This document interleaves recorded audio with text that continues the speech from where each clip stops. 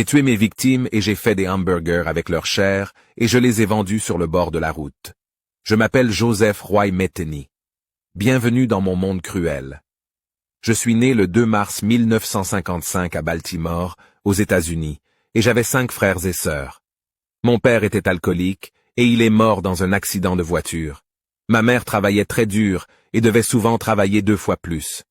J'ai commencé à me droguer à l'âge de 18 ans et j'ai continué à vivre avec des sans-abri toxicomanes. Lorsque ma femme est devenue accro au crack en 1994, elle m'a quitté avec notre fils commun pour un autre homme. Pendant des jours, je l'ai cherché en vain. Sous le coup de la colère et de la rage, j'ai assassiné 2 sans-abri innocents avec une hache.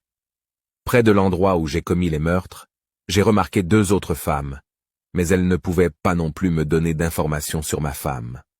Je les ai violées toutes les 2. Je les ai étranglées avec une rallonge électrique et j'ai enterré leur corps. Pendant ce temps, j'ai vu un vieux pêcheur au bord de la rivière qui regardait dans ma direction. Je l'ai battu jusqu'à ce qu'il meure. Cette nuit-là, j'ai assassiné 5 personnes en 7 heures environ. 2 ans plus tard, en novembre 1996, j'ai rencontré Kimberly Lynn Spencer, que j'ai poignardée parce qu'elle refusait de coucher avec moi. J'ai découpé le corps en morceaux et je l'ai jeté dans le hachoir à viande. La même semaine, j'ai organisé un food truck et j'ai vendu des hamburgers. J'ai mélangé du porc et du bœuf avec de la chair humaine.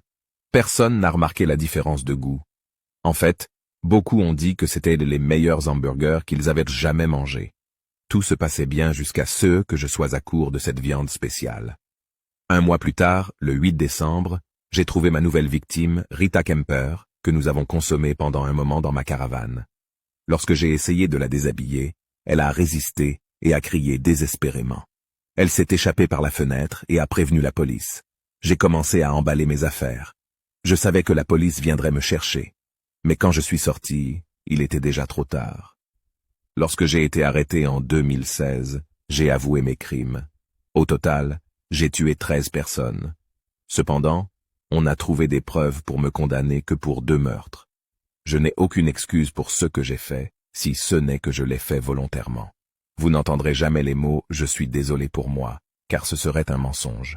J'ai été retrouvé mort dans ma cellule de prison le 4 août 2017, à l'âge de 62 ans. Abonne-toi pour plus d'histoires comme celle-ci.